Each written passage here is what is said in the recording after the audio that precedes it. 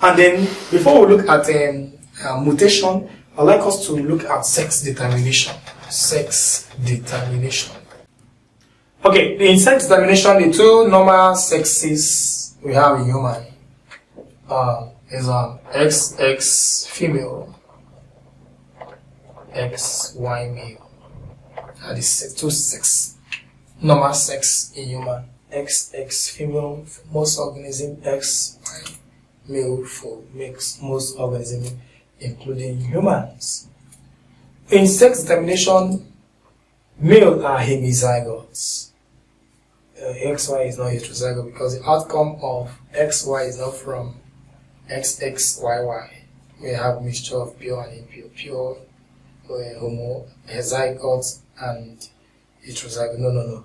XY is hemizygote heterogeneous chromosome. Male is XY. So in sex determination, who determines the sex of a child? Can pause the video and answer the question. Is it the man or the woman that determines whether the sex of a child will be a boy or a girl? When exactly is the sex of a child determined? As is it at birth? Is it during child labor? Is it when the woman visits ultrasound? When is exactly the sex of a child determined? Yes, the sex of a child, to answer that question, is determined at fertilization. The simple thing, at fertilization. That is when this child, either boy or girl, is determined. And who determines the sex of a child is the man.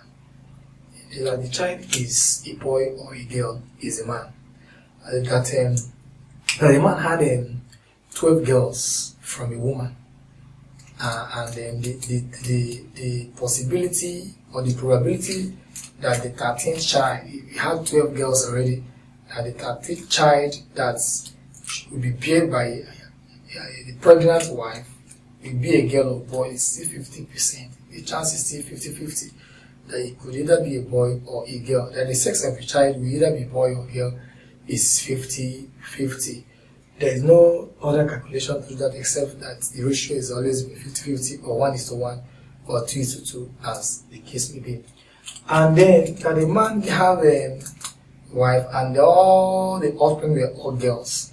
The responsibility, who is responsible for those girls, is not the woman. Who is responsible is the ability of the man to produce a Y chromosome during meiosis prior to fertilization. If the X of the man is always involved at meiosis, that means definitely the child will be a girl. As just like this cross you have here, if you have XX female crossing with XY male, and if these two sex cells disjointed, you have this and you have this.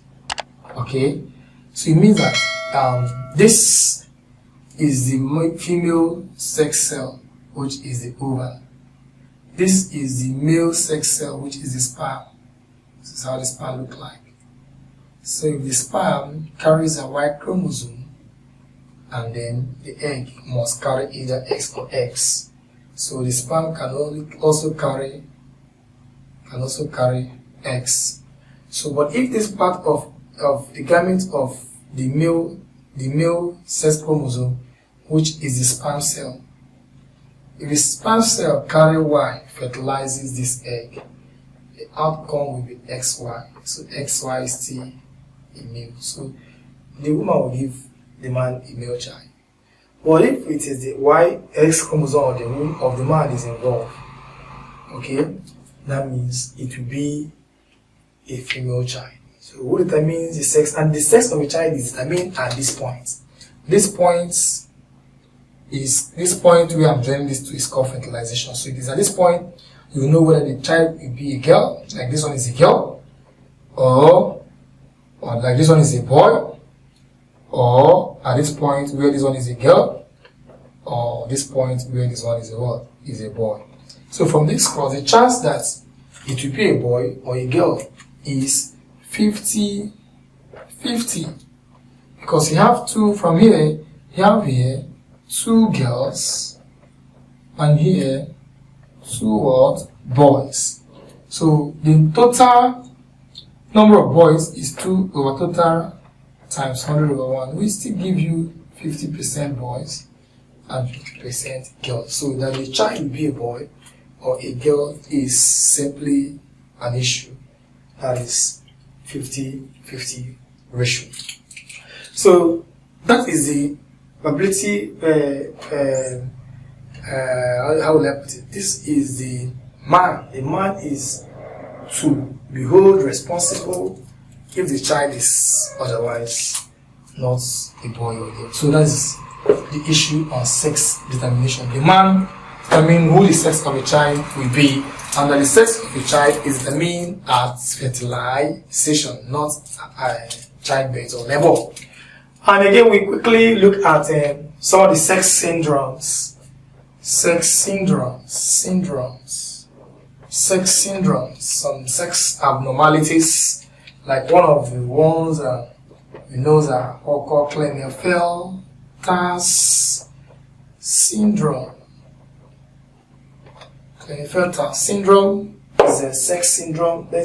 Klinefelter syndrome is a sex syndrome that occurs in female XXX chromosome and male XYY. This one is female, these ones are male. These ones are female, these ones are male. These are Klinefelter syndrome, a situation whereby 3 copies of genes are inherited instead of 2 copies of genes. So there's an abnormality. The number of chromosomes is 1 higher than what the normal should be. So this is a girl, this is a boy, but their sex syndrome is defective. So we have another syndrome we call Turner syndrome. Turner syndrome is 2 types of Turner syndrome exist, which is XO, female, and then YO, male exists. So this is because of 3 copies, it's called trisomic inheritance, trisomic. And this one, because it's only 1, this is absent of chromosome, so this one is plain mono, just single 1X monosomic chromosome, So the inheritance of this, what causes either this, or even another case of syndrome which we call Down syndrome. Down syndrome is the failure of this chromosome at this point, failure of this chromosome to segregate or disjunct. So what results 1, 2, 3? What causes sex syndrome is failure of the sex chromosome to separate when it ought to separate during meiosis. If it fails to separate during meiosis, that means it will result to any of this. I'll give you an example. If a woman fails to during meiosis segregate, the X fails to separate during meiosis, maybe it may give rise to any of this. Maybe I'll show you from an example. If a woman marries a man, this is a woman, this is a man, and the woman sex chromosome is XX times XY. During meiosis, this XX fails to segregate, and then since there's no X here is taken to be 0, and we'll have here we have X and Y, and then during fertilization, once this thing does not split as usual, that means what has happened here is supposed to be disjunction. Well, since it does not disjuncted, so that means what happened here is it does not happen. Non-disjunction. Please take notes. Non-disjunction. Please, what causes the inheritance of this XXX chromosome is due to non-disjunction of chromosome during meiosis. That's what happened here. And this thing can also give you this again, XXY, XO, and then YO. So 3 copies are Klinefelter, 2 copies are Turner's. 3 copies of X are Turner's female, 2 copies of X and 1 copy of Y are Klinefelter's boy. 1 copy of X and 0 is Turner's girl, and 1 copy of Y and 0 is Turner's boy. So, but out of this 4 outcome of this cross, fill up the 0, this one is not viable.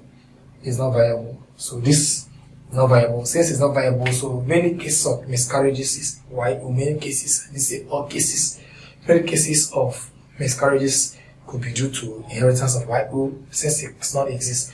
But these three can exist. These are female, these are female, but most often these two females, these two organisms, male and female, most times they are sterile. And due to their sterile, they find it very difficult to conceive, so they are infertile in most cases.